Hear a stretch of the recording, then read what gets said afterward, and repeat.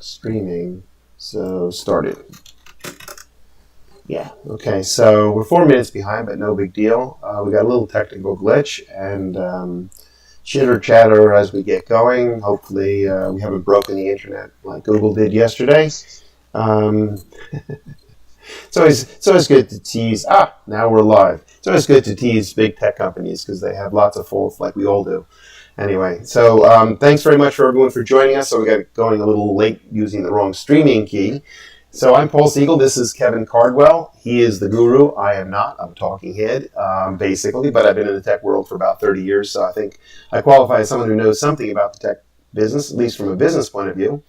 And Kevin knows it from a technical point of view in many other ways. So we get going. We're going to have a fairly short, focused conversation here about the world of technology as it relates to cybersecurity. I'm going to log out of various other systems that somehow seem to be bothering me.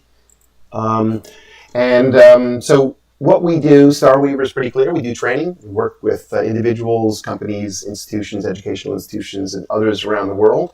And Kevin is both one of the excellent consultants and experts in cybersecurity and trainers that we have, instructors that we work with.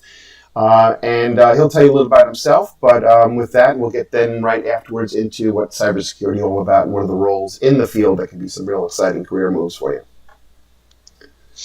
Okay, thank you for that, Paul. So yeah, the main thing is my start in cybersecurity became after I got a bachelor's degree in computer science, and I went to Hawaii with the Navy, and they said, you got a degree in computer science, which was true. And they're like, we want somebody to work with a project for space warfare, so the Space Warfare Command, SPAWAR, and we want them to give us internet access to U.S. Navy ships at sea. So that was the project I got to work on with a civilian team. Took us 6 months. We had an East Coast team and a West Coast team. We won the race, I guess, if you will. You know, we were all teamed up, but it's like our side finished first. And after 6 months, we prototyped it on the USS Fort McHenry. And we went to see the USS Fort McHenry, 1993, had internet access over TCP/IP over satellite. Nobody ever done it. 1993. 1993. How many of us have heard of the internet by then? Exactly. Probably none of us. And that's why we should have invested. But yeah, don't get me started on that. But anyway, so the Kitty Hawk Battle Group was the first entire battle group that we wired with the internet. The problem was the domain name, we made it the same as the name of the U.S. warship. That was not a good idea. Hackers started seeing, because see, there was still a lot of hackers in the internet world in 93, but not much security. And they all started to see that domain name, and with that domain name, they saw these U.S. Navy warships, and they knew they had these warships available. They started trying to hack us. So we had to start figuring out a quick way to assess the actual risk of a ship when we would connect it into a network operations security center, because that's how we connected all the ships around the world. And this was wirelessly at that point also. It was all satellite. Satellite. So not only were you dealing with the local, obviously presuming you had less security risks on the local ship, but then you had to deal with the world. Through a satellite. Yeah, it's satellite. It's all satellite communications, and it took us days to figure out how to do TCP/IP over satellite. That's a topic for another time. So when I finished that, and I went and created first of those NOSCs, as we called them, that Network Operations Security Center. We built the first team in Europe that took care of all the ships in the Norwegian Sea and North Atlantic Ocean. We provided all their internet services. But we had to know the risk when we plugged it in. So when we connected that ship, we had to have her done an assessment. So I led the Red Team for that. First it was the Navy Red Team, and then it became the DoD Red Team for 6 more years before I retired in 2005. And once I retired in 2005, I just started freelance consulting. Now I have 2 companies that all we do is specialize in cybersecurity consulting, training, and I've created multiple security operations centers around the world, digital forensics labs and certs and all kinds of other stuff. But that's enough about me. You have the internet, there's books, there's courses, there's all kinds of different things on me. Just search the internet. About half of it's true. Some of it's on there will tell you that I work for people, but I don't. As I just told you, I have my own 2 companies. You've done superlative training with us, so I can tell you with a lot of authority that customers, users, people learn well, and they learn practical stuff, and it's cut right to the chase. So let me do that. So let's talk about some of the different roles in cybersecurity, because it went from probably something fairly narrow in 1993 in the early 90s and thereafter, when I actually had some experience where I was able to look at one of my investment partners' portfolio online, and his mouth dropped open, and he had no idea that was available because they were very limited cybersecurity prevention tools, I suppose, at the time. So talk a little about various roles, whether it's application security and forensics and incident response and network security, a whole bunch of stuff, architecture. Where would you take someone through this roadmap? How do you understand the roadmap as a person relatively new to cybersecurity? Well, that's a good question. And before I do it, I want to add a little bit to that, because one of the things is, and people don't realize, I've trained thousands, probably more than thousands, maybe 10,000s when it comes to cybersecurity. Moreover, when it comes to doing assessments and stuff like that, the thing everybody has to realize is the process when we ran the DoD Red Team all the way back in 1999 when I led that Red Team, we use the same process today when I train people. The difference is the tools we have available and the targets. Right. So now where you're talking about, Paul, it's because all the targets. So everything's connected now. So since it's connected now, it can be a target. Right. So like you're talking about, we didn't have that many different types of targets when we did it, but it's the process is the same. Right. But the critical role for all this is building your foundation. So before we talk a little bit about the path, let me talk about application security. Yep. It's huge because we write poor software. Remember I told you I had my bachelor's in computer science. I was a software engineer. My master's is software engineering because I got tired of chasing semicolons at 3 o'clock in the morning. Anybody who's listened has been a C programmer, they know what I'm talking about. The problem is when we wrote code, we wrote it to work. We didn't write it for somebody who intentionally has the hacker mindset and sits down and tries to break it. Right. And that's what everybody does today. And this code gets more and more bloated. Perfect example. We had the big SolarWinds vulnerability that just hit. And now we had all these SolarWinds vulnerability. We had the security giant FireEye breached. Right. All these other types of people. It doesn't matter who you are. Right. You have susceptibility to breach because you forget about the foundations and the fundamentals and the basics. So at the core of it, we're talking about starting at the application level. Well, when you build the software. That's on the software side, absolutely, right? Yep. So the attacker can attack any layer.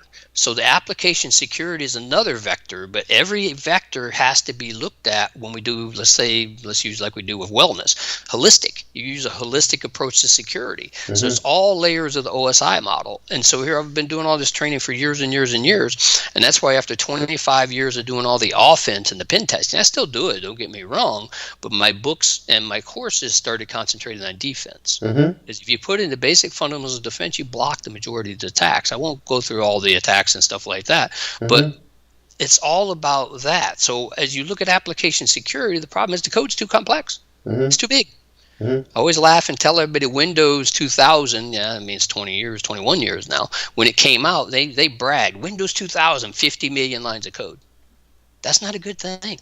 The more code, the more susceptibility to bugs, right? And that's why application security has a huge market. But the problem with application security is you got to code. It's like I get my students when I teach for Maryland or I teach for UCLA, and I tell them, if you're going to be in computer science, you got to write code. If you don't like writing code, get out of computer science. It's all writing code. That's what it is.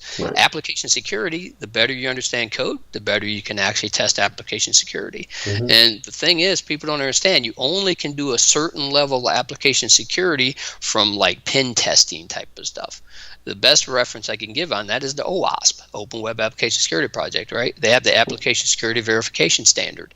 And their first level, that's the only level that you can meet by pen testing. Everything else pen testing is penetration testing. Yeah, for the external penetration testing. Yep. So everything else is external, code review and all that type of stuff, right? You can't do it. You can't do it with the traditional ways of pen testing, right? And that's the problem with application security. And that's why we continue to see every application have vulnerabilities. And that's why as we get toward the end, I'll talk more about the concepts than Paul, because I've told you about it. We have to have a different way. Everything we've done has failed. If anybody thinks we've been successful, please contact me and let me know how we've been successful. When we spent more than $100 billion in cybersecurity products in 2019, how are we successful? But anyway, we don't want to spend too much time in application security. Huge field though. But those listening, you got to like the code. If you don't like the code, don't get into the application security. So it's just not going to be any fun for you. Data loss prevention. Yeah, we got too much data, right? Data is everywhere. We wanted big data. It's here. We can't protect it. And that's the biggest thing. So you got to put in multi-factor authentication. You got to put in encryption. We're dealing that now with clients where we're trying to protect the data of countries. We're trying to secure entire countries in Africa and all those types of things. And it's a huge challenge. because everybody wants everything, and they want it as soon as they click. And it's connected device. It's not just one device. It's your watch. It's your mobile phone. It's your computer. It's your pad. Probably your sunglasses. I know actually there's, obviously various sunglasses now that are connected, and obviously Google Glass was a project in that regard. So what do you think of that when you talk about data loss prevention? Is that what if you were to draw a picture of how all these components, data loss prevention, application security fit together? What does it look like? The front application is the front end to the data. So when you write the applications, they got to protect the back end data. That's the way we attack the back end data, is we break through the front application. So that's why application security is so important, because it gives access to the data. And that's why we've discovered that if it's in the public, Yahoo had the 1 billion record breach, all these other breaches, the OPM hack, all that type of stuff. You can't trust anything in the public. If it's there, you got to have strongest encryption possible and multi-factor authentication set up for it, and one of them out of band because of the SIM card cloning attack. You just got to be smart about things. And what I tell people is, and they kind of are surprised when I tell them, I don't bank on my phone. Never bank on my phone. The phone is one of the worst entities we have, because it's always on, it's always available 24/7. And we found the entire exploit factory for the iPhones. Everybody thinks the iPhone's so protected, stuff like that. It doesn't matter what the phone is. There's people out there that's going to find ways to breach things with all these different types of attacks. On top of which, it's like home networks and phones. People call them things like Paul's phone or Paul's address. By default, iPhone does that. iPhone automatically names it you and your phone. Right. I know. Right. So the thing is, what I do is all my bank accounts, multi-factor authentication, I have alerts. Integrated transaction, a certain amount, I get two things. I get a text message and I get an email. That way there's two bands. So if they get my SIM card, I still get the email. So that's the only way you can do these types of things in the modern day. And remember, it's all related to when we started with the internet warships and we put them on the the Navy warship on the internet. We didn't put the missile systems and the communication systems on the same network segment. So why is everybody putting their really secure private data on a public network? It makes no sense today, but people do it. So there's obviously, it seems like, and we all know this, there's kind of an unending number of roles. If you're getting into the field for the first time, where do you start out? I mean, you've just talked about very casually for you, but for most people, for many people, obviously including myself, you're talking about fast forward. So where's the foundation? Is the foundation? You know this, Paul, because we've had this discussion many times. What do I see when I built and trained Navy teams for years and years and years? I see a lack of understanding of the foundations. Right. And it drives me crazy that I'll get these people 10, 12 certifications. I don't care what they have. If they don't have a strong foundation, it's like if you build a house with a weak foundation, it'll fall eventually, especially I live in California. We have some seismic activity every now and then. If you don't have a good foundation, your house could fall. And that's what I see missing is the foundation. And that foundation is TCP/IP. Think of it the way you learn to read. The best analogy I can do is the way you learn to read. You don't go grab War and Peace and start reading it. Right. You learn an alphabet. Once you learn an alphabet, you put letters together to form words. Then you start learning small words. And then you take the words and put them together to form spot run, small sentences, stuff like that. Spot runs fast, those types of things. And then you read from there. So how you start in cybersecurity, start with the alphabet of the cybersecurity, which is TCP/IP. You learn TCP/IP, you learn it as well as you know the alphabet. Once you do that, you start looking at Unix and Linux, because the majority of tools, all that type of stuff, Unix and Linux, the scripting is all used there in most cases. I mean, it's just a reality, right? And if somebody only knows Windows, the Unix Linux person is going to be ahead of them, right? So those are two things. And the third thing is virtualization. So you learn how to build your own environment so you can practice. I mean, the online ranges are nice, and the CTF to capture the flag competitions. But what I'm seeing, and I've been talking about this more and more, and I did it at the colloquium in New Orleans a couple of years ago on the keynote. And what I'm seeing is we're doing a disservice. The art of taking a router and switch and handing it to somebody and saying, plug it in and connect it and make it work, we're losing that art. So we've got to be careful, because simulation, CTF, all this stuff is good. But like I told everybody in the audience, and some of them didn't like that statement, but to me, as an industry professional that needs teams and needs people trained, if they can't set up their own environment, their virtual environment, their machines, their tools and stuff like that, they're useless to me in industry. So the kind of so the idea, like, for example, of cloud, obviously the cloud, which is so easy to use on some level and so hard depending on which components you use, is really not a solution, since if you don't understand the fundamentals of what's going on, because I assume you can just do as much damage, maybe more so. I give you an example. This guy, he had finished his master's, so he went all the way up to his master's degree. I needed somebody on the ground, and I couldn't get there. So I talked to the guy, had a lot of good conversations, a lot of good answers. Sounded like he had a really good idea, stuff like that. Sent him in country, and he was to lead a team. A couple of guys that I had there that I had trained in the past, he didn't know how to set up and build his environment. They had to help him build his tools and stuff like that. And, I'm paying him more because he's supposed to be the team leader. Right. So I get him on the phone. I'm talking to him, and I says, well, what's going on? He says, hey, I've done test out simulations. I've done CTFs. I've done all this type of stuff, but I've never built my own environment. Right. I was shocked. Right. All the way up to a master's degree, had never built his own environment. And that's why I wrote the book years ago, first edition, then the second edition, 2016, I'm building a virtual pen testing range, because that's where it's at. If you can't build, at least we got the beauty of virtualization. Right. The days are gone when you got to carry all this equipment with you. We used to have 3 machines take 12 hours to set up a class. Right. Now you can do it in 2 hours because one machine can be all your virtual machines, right? Stuff like that. But it's a lost art. So that's still an important feature for me, especially. And anybody listening, we hire in the future, and Paul and I have already talked about, we're going to have academy to start training people, but we want to build people. I travel to... Well, you have a project right now. You have a project in the West African countries. Multiple West African countries. Where you are looking to source people who have these skills. Yeah. I need people because I'm tired of traveling 200 to 300,000 miles a year. Pre-COVID, I was traveling 200 to 300,000 miles a year. Yeah. Yep. Well, one of the things it just sort of reminds me, in the early 90s, I was involved in a company that did voice on, it was called RBox. It was interactive voice response systems, which were used for prepaid debit cards and prepaid phone cards and things like that. And literally, we bought one of our PC switches into a telco, where we were going to put the switch, and the PC builder didn't realize, I think it was DC, and we had running on AC. And literally what was great about it is the engineer that I walked physically into the telco with literally was taking apart and rewiring the computer, which was, to me, incredibly impressive. It wasn't like, hey, it plugs in, it doesn't work, I need to get help. It was, I'm an engineer, and I understand how these things work. I'm not an engineer, personally. But, you really understand the value of understanding the fundamentals, because you can have a most incredible system. If you can't plug it in, if you can't figure out what made it work, you're really nowhere. So, obviously, just I was looking online earlier today and just looking at salaries and compensation for people in the field, and I was thinking, wow, this is a great field to be in. Just look at the numbers. Check out the Bureau of Labor Statistics. The numbers are between 2016 and 2026, so we go back a few years and go forward a few more. The average salary was $99,000. However, if you look today in the New York City area, $130,000. If you look in, and that's an average with a range of somewhere in the 74 to 300 range. Okay. And you're talking, you and I talked earlier today, in this Canada, it's 43 Canadian dollars an hour. If you look elsewhere in Australia, et cetera, et cetera.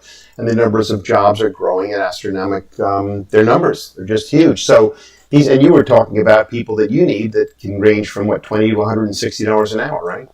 Correct. Based on their qualifications.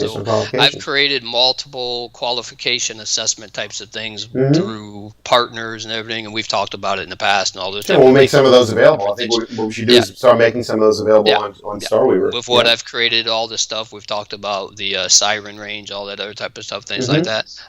And I have the complete building a CyberWarrior that you have available on Starweaver. If you remember, that's the whole concept when I built the Navy team. And when I built the Navy team, I had sailors with 2 years, unaccompanied sailor coming into Europe. I only had them for 2 years. We had to build a training program. So we built the strategy and training plan, and in 6 months, they became mentors to others.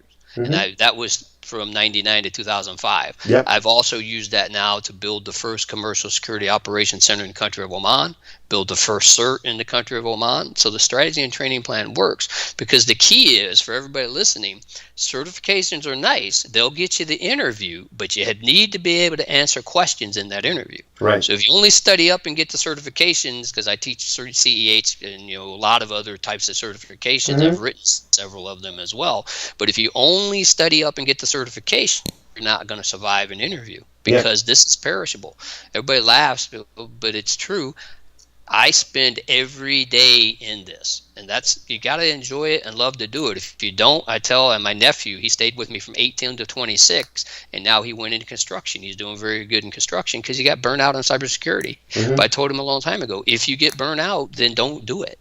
Right. You got to enjoy it. If you don't you enjoy have it, to love what you do. Because the money you get old, and that's why I've done it as long as I've done it. I still love what I do. I'm just trying to now, and we've talked about this many times, Paul. I'm just trying now to get everything online and share all that with everybody to get it out of my head, because it's been in my head and disparate places all over the place. But I just want to get it and duplicate the model and let everybody train and build their skills, because we need people with what I call job skill specific skills. And the problem we have, and this is where we in one of my companies, Cyber 2 Labs, we build custom training to the job skill. Because the problem we have, certifications leave gaps. They're great, don't get me wrong, and we use certifications to help give us an assessment of where you're at when you come and work for us.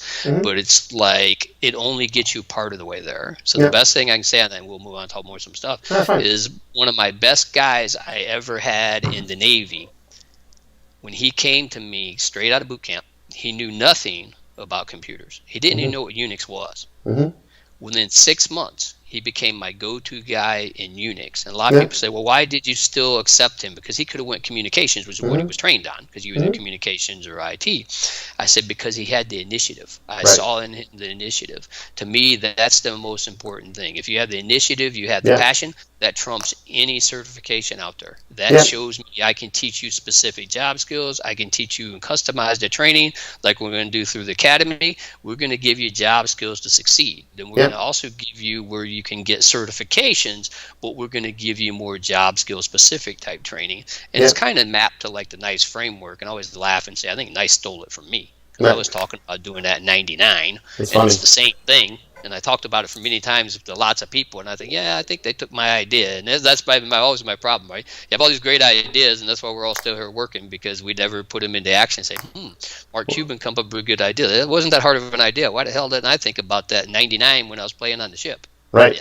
No, it's funny you should say that, because years ago, about 12 years ago, we started writing so-called competency frameworks, which were this knowledge, skills, and behaviors that people needed in roles for some Australian institutions. Started to do that. They couldn't believe that someone would sit down and actually write these. So we've written hundreds of them, and we're planning the next rollout of our platform is in January, late this month, and we're going to formally announce it in early January, and it's going to have those. And one of the things that we're going to, we'll talk separately about this, is putting in the job questions. So there's a company that provides a bunch of sort of for tech for in Python and SQL.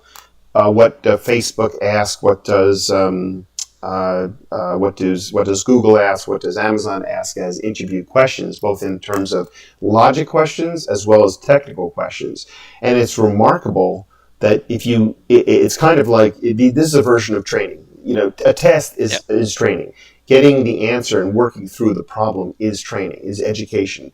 And if you focus it on to a career base, a job base, a specific role base, you really do learn an enormous amount, and you learn how to both get a job as well as solve the problem. And as you know, that's what it's all about for most employers, is helping people solve problems. Your other point about grit, there's a book by Angela Duckworth, which I highly recommend to everyone, called Grit. It's all about that. It's about persistence. You don't need to be the smartest person on the planet. My view, and I think Kevin, you and I talked about this as well, we're all there's a normal curve out there, and there are people who have genius of the Einstein type, and there's people who have biological and other challenges that make it very difficult, if not impossible, for them to move towards the normal area. And within this normal area, which is pretty broad, it's 96+% if you look at confidence intervals of the people out there, us included, it's about hard work and putting yourself in the right environment and having the right habits that put you into that mode of being excelling. So everything you're saying is totally in line. So talk about, obviously, we bring someone in at a foundation level, you bring someone in at a foundation level, and now you want them to be that go-to guy. Now you want him to be able to laterally move and vertically move.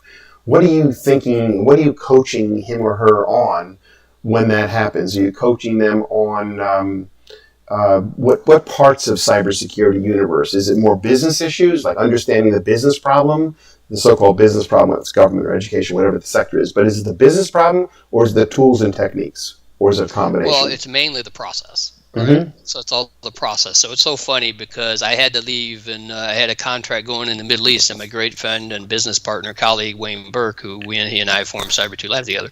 He because it was like I had to leave because I was going back for Christmas. It's like this time of the year and stuff. And he's like, yeah, he says, I'm not going to do anything for Christmas, so I'll go in for you. So he went in to lead the team. So I left before he got there, and he came in and he went into the war room, which is kind of where we have the whole team at when we're doing our training or assessments and stuff like that.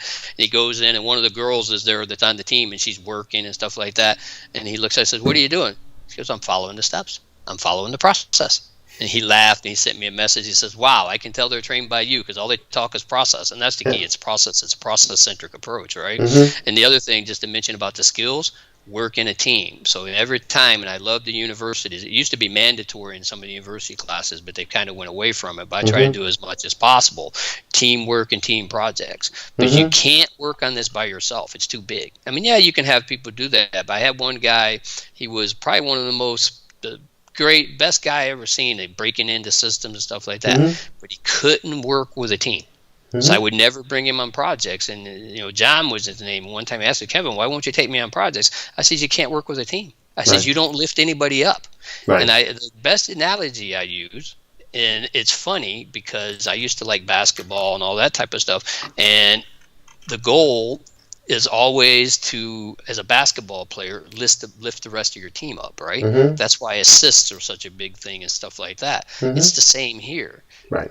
The team members that help lift up your team, that's the ones you groom to learn about the business side and stuff like that. So the way we work it is the ones who continue to add value outside of whatever we're providing them, because that's the reality. If you only do what's required, you're not going to move up. You got to go above and beyond. That's why it's great with the Starweaver platform. We have the other courses, stuff like that. Yeah, we have live labs. You have a lot of labs coming up in the platform has the capability to, the Siren platform has the capability to assess, and we can see what they've done, how well they've done, and stuff like that.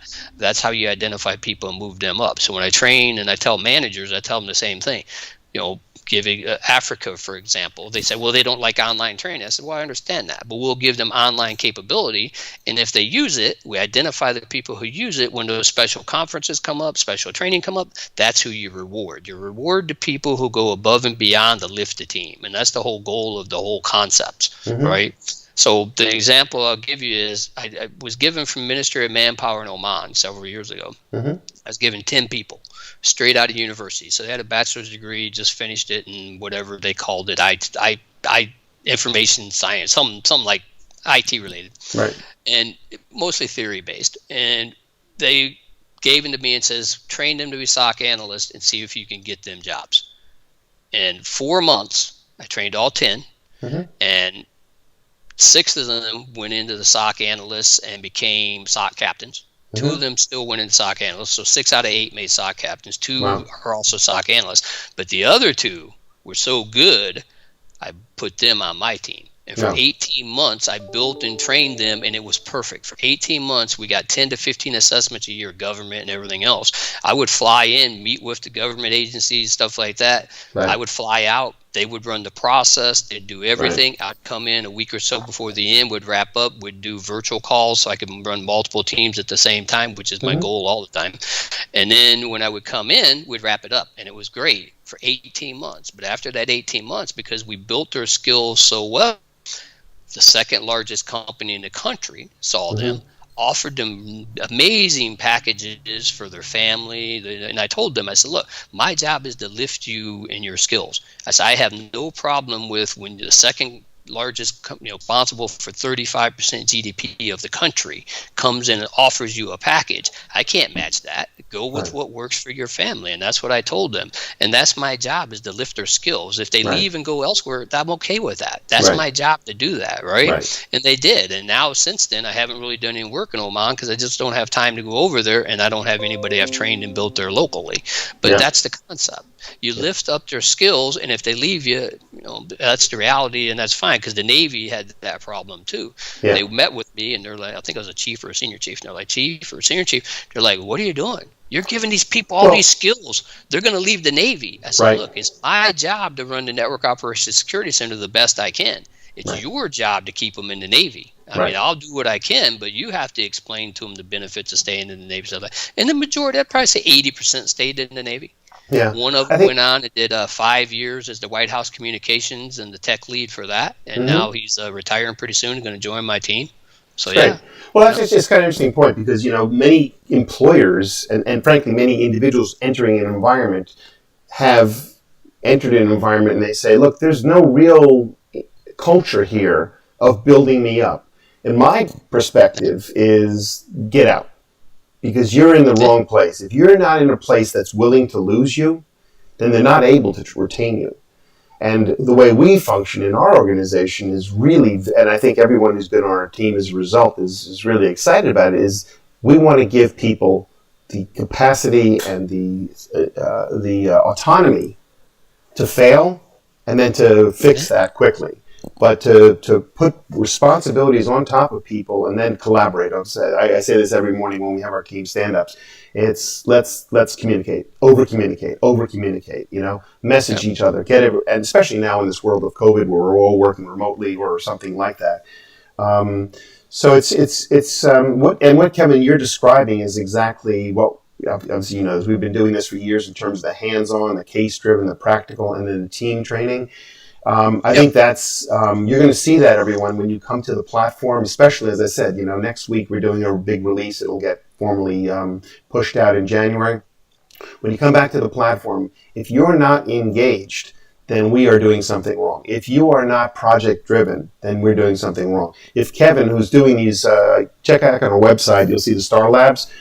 They're launching in January. We've got about a dozen of them already. Kevin's doing several.